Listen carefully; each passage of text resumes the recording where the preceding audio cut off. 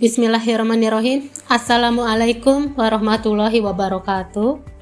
Perkenalkan, nama saya Nadia Wirda Uma, dosen tetap dari program studi S1 Sastra Jepang, Fakultas Ilmu Budaya, Universitas Jenderal Sudirman.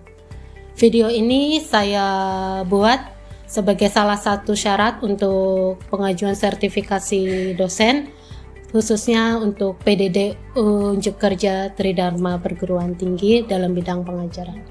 Pada video kali ini saya akan memperagakan salah satu mata kuliah saya yang merupakan mata kuliah inti, yaitu Bungaku atau Kesusastraan.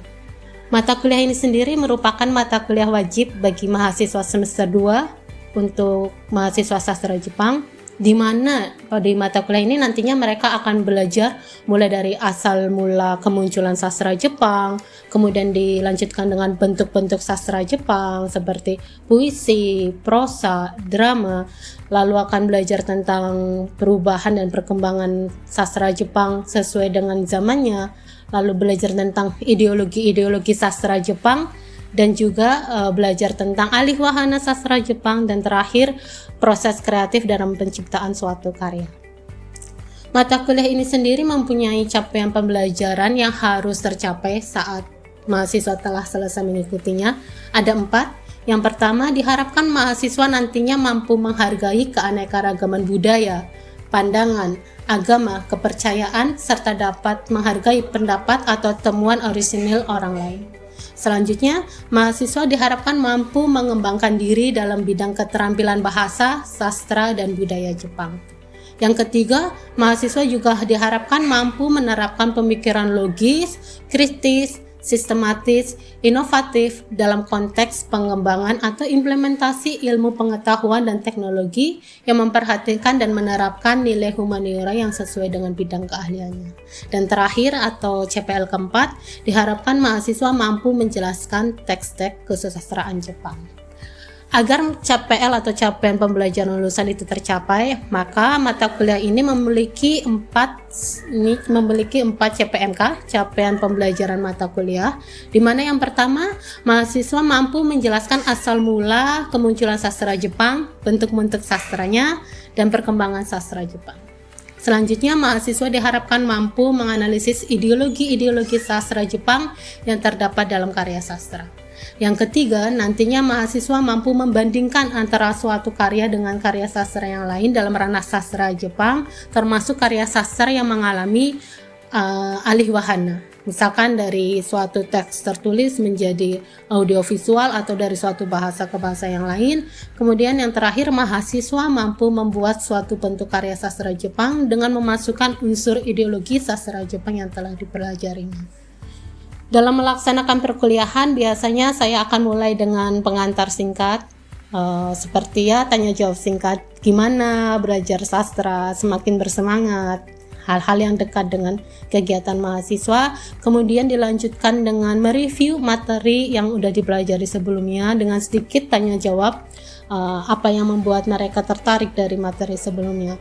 Kemudian dilanjutkan dengan penjelasan singkat apa yang akan dipelajarinya. Sebelum itu, saya akan selalu pastikan mahasiswa tahu apa yang ingin dicapai saat mereka mau melaksanakan atau mau mempelajari materi yang akan saya jelaskan. Setelah itu, kuliah saya lakukan dengan metode pertama ceramah untuk poin-poin yang merupakan seperti semacam teori dasar, pengertian dasar sebelum nanti mereka eksplorasi lebih dalam lagi. Dalam hal ini saya mengedepankan sistem discovery learning, di mana mahasiswa tidak hanya secara sepihak menerima apa yang saya jelaskan, tetapi nanti mereka akan berdiskusi, mengeksplor lebih lanjut tentang apa yang mereka pelajari langsung dalam karya sastranya. Setelah itu, untuk interaksi dengan mahasiswa, biasanya saya lakukan dengan tanya jawab kecil, diskusi ringan, kemudian mendengarkan pendapat mereka tentang sastra. Setelah itu, biasanya saya akan ajak mereka diskusi kelompok, dan saya akan ajak mereka untuk melihat sastra secara langsung, baik itu melalui manga, melalui komik, melalui novel Jepang, melalui karya sastra terjemahan. Untuk penilaiannya sendiri, saya lakukan ada beberapa penilaian. Yang pertama, untuk aktivitas partisipatif atau keaktifan mereka selama di kelas biasanya saya berikan 10%. Kemudian untuk yang selanjutnya itu ada tugas terstruktur, saya berikan 10%, di mana tugas terstruktur biasanya berisi diskusi, hasil diskusi dalam bentuk makalah. Kemudian ada presentasi kelompok, hasil dari diskusi kelompok nanti akan dipresentasikan yaitu sebanyak 20%. Setelah itu ada juga kuis untuk sekedar pemahaman dasar mereka itu sebanyak 10%.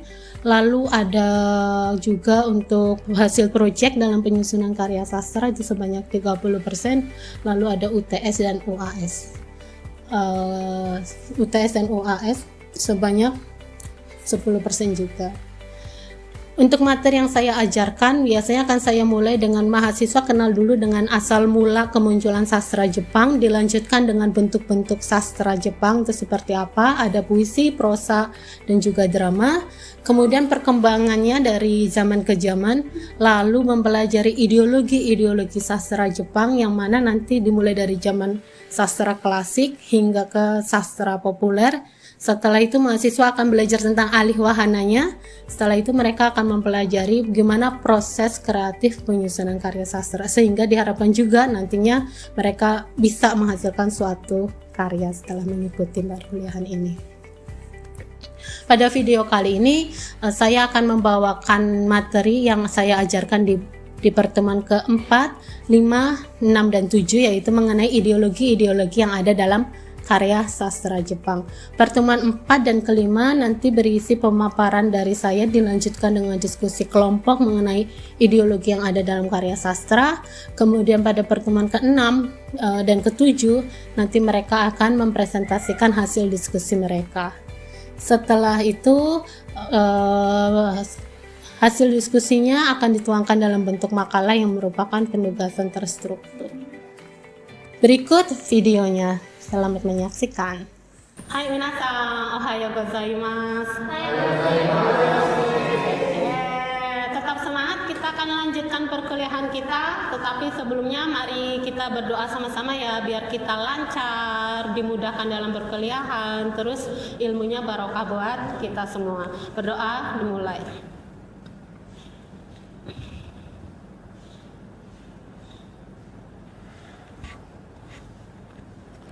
Oke, kita ketemu lagi di mata kuliah apa minasan? Gimana? Makin suka sama sastra atau makin sastra lagi, baca buku lagi? Makin suka sama sastra atau gimana sekarang? Alhamdulillah ya kalau makin suka ya. Jadi kita sebagai mahasiswa sastra Jepang, jangan ngaku mahasiswa sastra Jepang kalau belum pernah bersentuhan sama sastra. Nah, kemarin kita udah belajar tentang perkembangan sastra dan periodisasi zaman Jepang. Sudah hafal ya periodisasi zaman Jepang? Kalian paling suka zaman apa? Paling suka. Coba Fikri. Oh iya, saya suka era Showa sensei. Oh, Showa kenapa? Jangan-jangan karena Kimetsu no Yaiba muncul zaman Showa? Ya. Jadi di era Showa itu Jepang kan juga sedang mengalami ekspansi militer. Dan di era Showa juga perekonomian ekonomi Jepang itu sedang lagi naik-naik gitu. Jadi benar-benar masa yang pas buat Jepang. Iya, karena di situ terjadi bume kayak setelah Meiji kan Showa itu memang revolusi industri besar-besaran. Nah itu nanti kalian bisa ngelihat di karya sastranya ya. Kalian kalau nonton anime sekarang jangan hanya sekedar nonton, tapi juga mulai ngelihat gimana dinamika sosial masyarakat Jepang yang tergambar di anime itu. Nah sekarang kita akan lanjutkan materinya. Kita akan belajar tentang ideologi yang ada dalam karya sastra. Kira-kira kenapa sih kok kalian harus belajar ideologi dalam karya sastra? Jadi di kuliahan ini minasan, harapannya ya setelah nanti kalian masuk kelas ini nih, terus keluar dari pintu ini, harapannya kalian itu nanti mampu menganalisis menganalisis ideologi-ideologi yang ada dalam karya sastra Jepang.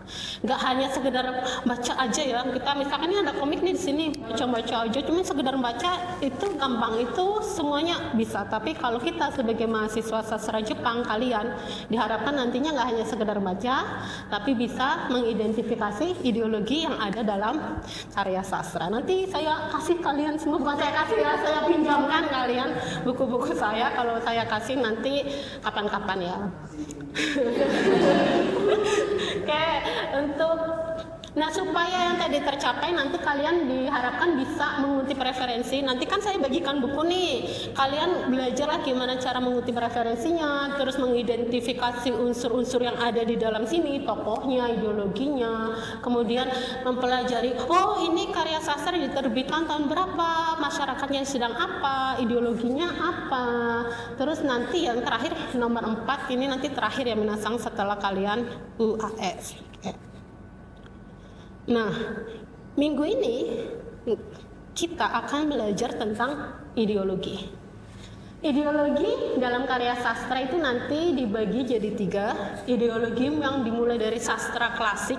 Sastra klasik itu zaman-zaman Jepang kiblatnya masih ke timur, Cina, Tiongkok. Begitu masuk sastra modern nih, favoritnya Nita, Dazai Osamu, ini munculnya di sastra modern. Nah itu nanti berubah lagi. Kemudian yang kita semua ini, kalau kalian mahasiswa sastra Jepang biasanya wibu gitu kan ya, biasanya terkenalnya sama sastra populer. Nanti ini kita akan belajar sastra populernya, dibagi jadi 3. Apakah kalian pernah dengar Monono Aware? Ini sepertinya ada teman kita yang sangat tertarik untuk dengan Monono Aware ya, Devita Sang ya. Oke, sekarang saya tanya dulu, ideologi itu apa sih? Ideologi negara Indonesia apa? Pancasila. Nah kira-kira sama nggak sama ideologi yang nanti mau kita pelajari? Apakah sama? Apakah di dalam karya sastra Jepang ada ideologi Pancasila gitu? Kayaknya agak berbeda sedikit ya. Nah sekarang kita lihat ideologi itu apa sih? Dalam bahasa Jepang, ideologi itu artinya bahasa Jepangnya rinnen. Rinnen itu kanjinya ya, rinnen. Intinya itu kayak estetika atau pemikiran atau falsafah hidup yang dipakai oleh seorang sastrawan dalam menghasilkan karya sastranya. Kan? Jadi di situ kalian bisa baca, bisa mencerminkan pandangan hidupnya, falsafah hidupnya yang biasanya akan dipengaruhi sama kondisi zamannya, di mana penulis itu hidup. Nah, tapi akan ada perbedaan antara ideologi sastra klasik sama ideologi sastra modern.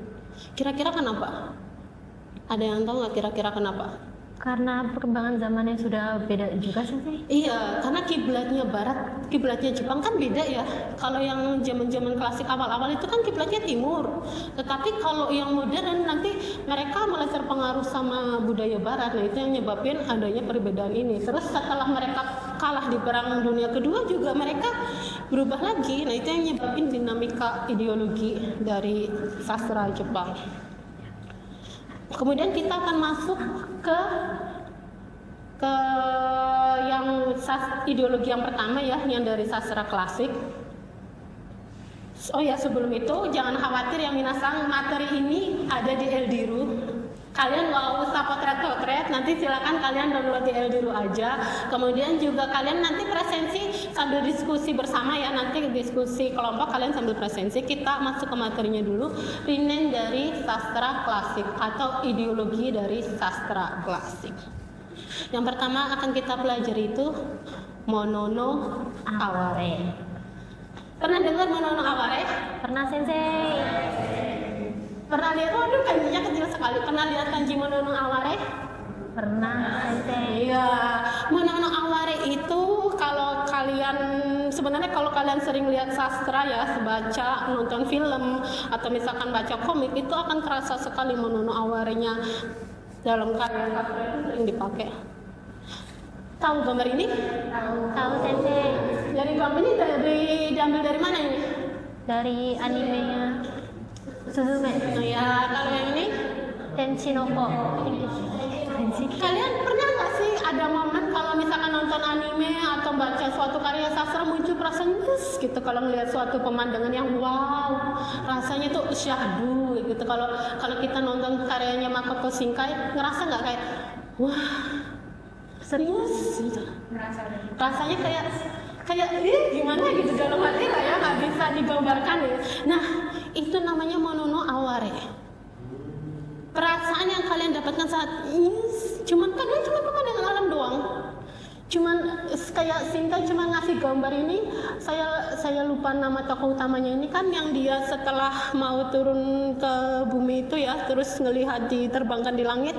Nah itu kan kita ngelihatnya kayak wah alam itu ternyata luar biasa hebatnya gitu. Nah itu tuh disebut dengan monono aware. Tapi sebenarnya monono aware itu apa sih? Monono aware itu perasaan simpati, perasaan mensyukuri, perasaan kayak nostalgia terhadap keindahan alam. Monono aware ini lekat banget sama keindahan alam. Jadi kayak ada semacam perasaan melankolis kalau kita ngelihat alam. Kalian paham ya kalau di Jepang kan ada 4 musim. Musim apa aja ada nggak? Musim hujan ada nggak? Ada ya di suwi ya, tapi nggak ya. 4 musim di Jepang apa aja coba? Panas, terus gugur, Musim dingin, semi, musim semi. Kalian paling suka musim apa? Gugur, terus semi. Nah, tapi kalian pernah nggak sih bayangin gimana susahnya masyarakat Jepang zaman dulu untuk menghadapi musim itu?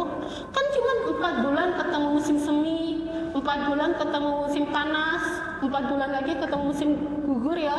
Habis itu 4 bulan lagi ketemu musim dingin. Dinamika pergantian musimnya itu cepat banget.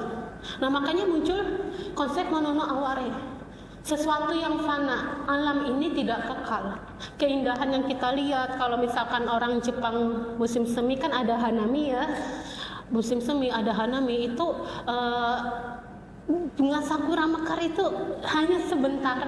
Nah itu perasaan seperti itu tuh disebut monono aware. Terus salju juga ya, turun salju mencair. Nah rasa hormat terhadap alam itu disebut monono aware. Intinya itu kalau gampang ya kalian mengidentifikasi monono aware itu kalau kalian sedang menikmati suatu karya sastra lalu ada perasaan nyis gitu, kayak gelitik syahdu nyis, kayak isinya cuma pemandangan alam, isinya cuma narasi alam, tapi muncul perasaan nyis gitu. Bahwa ini tuh memunculkan itu loh, kesedihan yang lembut, bukan kesedihan yang bikin kita kepengen nangis sih gitu, bukan ya, tapi kayak melankolis bahwa kita tuh ya. Kalau kalian pernah manjat gunung nggak? Apa yang pernah manjat gunung? Kalau Fikri kalau udah sampai puncak perasaannya gimana? Tenang. Nah kan perasaan seperti itu kan kalian pasti ngelihat alam itu begitu dahsyat luar biasa. Nah filosofi itu dituangkan dalam karya sastra, terutama karya sastra klasik. Kenapa? Karena pas zaman klasik kehidupan masyarakat Jepang itu masih bercocok tanam, mencari makan, belum mikir aku mau menjajah, bukan saya mau ekspansi, belum sampai segitu. Mereka masih memikirkan tentang money, kemudian persembahan kepada dewa-dewa, belum yang bagaimana cara menjadi negara adidaya. Nah itu nanti di ideologi selanjutnya kita akan belajar itu. Tapi kalau monono aware ya hanya alam yang saya lihat, alam yang saya kagumi, saya pindahkan dalam karya sastra. Gitu. Sampai sini bisa dimengerti atau ada yang mau ditanyakan, didiskusikan barangkali? Ada yang mau tanya? Oh, siapa ini? Oh, Noel Sang mau tanya apa, Noel? Untuk tadi kan saya kan ada sastra populer gitu ya. Ya. Dan monono aware ini untuk sastra klasik. Apakah masih bisa ditemukan di sastra populer untuk monono aware ini sendiri? Kalau kita bicara tentang Monono Awarenya, itu bisa ditemukan di segala macam sastra. Jadi mau sastra klasik, sastra populer, sastra modern, itu tuh bisa ditemukan di segala macamnya. Cuman memang awal mulanya muncul itu dari zaman dulu, zaman sebelum sastra modern muncul ya. Jadi memang munculnya tuh dari zaman sastra klasik dulu. Gimana masyarakat Jepang menghormati alam. Loh kan tadi saya kasih foto misalkan ini ya, Makoto Shinkai. Kalau kalian nonton filmnya Makoto Shinkai itu kan udah jelas sekali ya. Kalian pernah nonton ini nggak? Yang Koto Hanoniwa ya kalau nggak salah. Kerasa banget kan di situ Monono Awarenya. Padahal itu kan film. Tapi memang ada sedikit perdebatan apakah film termasuk karya sastra ya minasang, tergantung bagaimana kalian memandang apa yang dimaksud dengan sastra itu. Kayak misalkan saya selalu berpegang teguh sama Natsume Soseki, sastrawan kesukaan saya. Beliau berpendapat bahwa sastra itu segala sesuatu yang bisa menyentuh hati kita. Nah kalau kalian nonton film kemudian hatinya tersentuh ya, kalau menurut Natsume Soseki itu termasuk karya sastra, sama kayak film ini.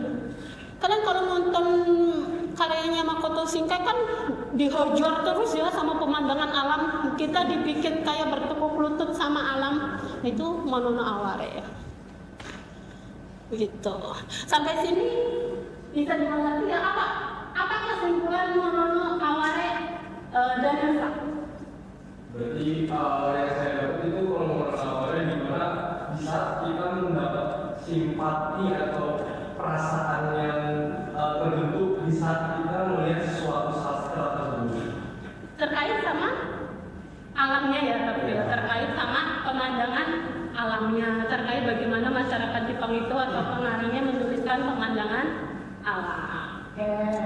Nah sekarang kalau kalian sudah mengerti apa itu Monono Aware dan gimana cara mengidentifikasinya, ya saya akan berikan buku yang dirasa ya, ini buku-buku saya bilang ini kalau saya selalu ikhlas ini anak-anak saya. Anak-anak saya. Saya suka ngoleksi buku, tapi saya baca ya. Kalian kalau beli buku tolong dibaca. Baca CP. Ya dibaca maksudnya sudah mau beli bagus, tapi jangan lupa dibaca. Nah nanti ini saya akan berikan ke kalian. Jadi silakan kalian bentuk kelompok, lalu kalian coba cari Monono Aware yang ada di dalam karya sastra ini. Saya akan berikan dua ya. Yang pertama ini ada sastra terjemahan Jepangnya, kemudian habis itu nanti ada sastra Jepangnya ya, tapi tulisannya bahasa Jepang. Mantap ya. Biar kalian tuh pernah nyentuh gitu loh. Sastra Jepang itu kayak apa gitu kan, kalian bisa ngerasain nih, coba sih pegang covernya kan beda. Oh iya. Ya, kan beda covernya gitu. Terus kalian bisa lihat sambelnya. Nah ini nanti bisa lihat sambelnya. Nah ini saya bagikan ke kalian ya. Kalian bisa cek dulu sambil silakan cek dulu kalian. Di situ sudah ada tadi ya. Saya akan buka.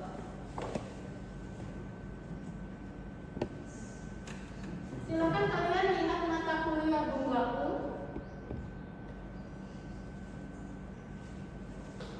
Nah ini di dulu di pertemuan keempat. Karena untuk yang ideologi yang lainnya kita akan bahas di minggu kelima. Ini kan ini sudah ada materi, kalian bisa download LKM-nya di situ, udah kerja mahasiswanya. Ini silakan nanti kalian bikin kelompok. Setelah bikin kelompok, habis itu kalian diskusikan identifikasi ideologi yang ada di dalam karya sastra. Sekalian presensi ya, sudah diklik semuanya? Sudah selesai. Nah sekarang silakan untuk kelompok langsung aja biar cepat. Ini berarti sini ya satu kelompok. Terus ini bagaimana nih? Ini mama-mama, abang-abang semuanya satu kelompok. Kemudian ini yang berarti ini kelompok cewek-cewek, ini kelompok cewek-cewek. Oke. Silakan untuk kelompok.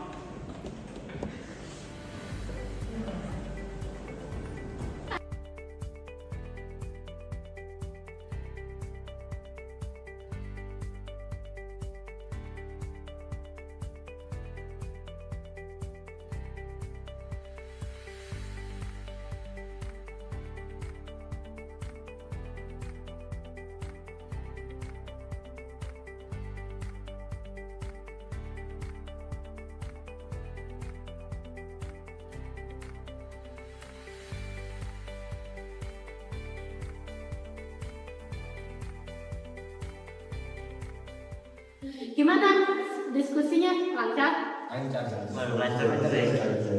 Kesusahan nggak mengidentifikasi aman?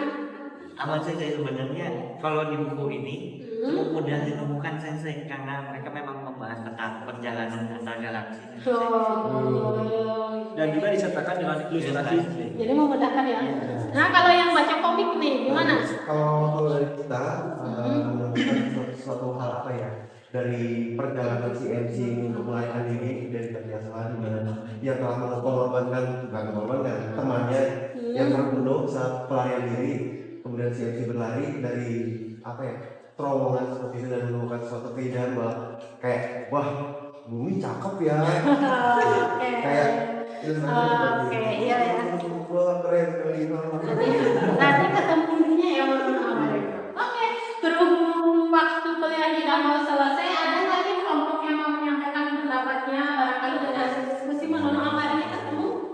Saya Wah, ada duluan ya. Ada duluan ya Reva nanti. Apa jam ini? menurut awal yang saya menemukan di novel ini sih kayak bagaimana si tokoh ini tuh merasakan keindahan di alam. Kayak di sini kan dia sebut di antara banyak pohon, lalu dia melihat pemandangan yang lain ada bunga.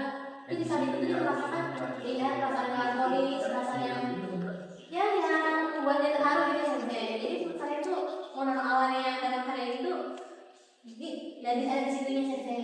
Oke, good. Nah, nanti hasil diskusinya silakan kalian tuangkan dalam makalah untuk petunjuknya. Ada di LKN-nya ya. Kalian bisa cek di dulu sudah saya upload. Pertemuan selanjutnya kita akan belajar tentang ideologi yang ada di sastra modern favoritnya kalian, Dazai, Miyazawa Kenji. Sebenarnya nulisnya tentang apa sih ideologinya? Apa sih? Ada naturalisme, romantisisme, dan nanti terakhir kita akan belajar kenapa rambut anime kok lebay. Di buku seksi yang terakhir. Ya sekian kuliah dari saya. Kalau ada kesalahan saya mohon maaf ya teman-teman. Nanti kalau kalian mau diskusi saya selalu open. Kalau kalian mau pinjam buku ke saya silakan, jangan ragu-ragu, kalian bisa cek mereka. Terima kasih. Secara langsung jadi sama ini kan kalau saya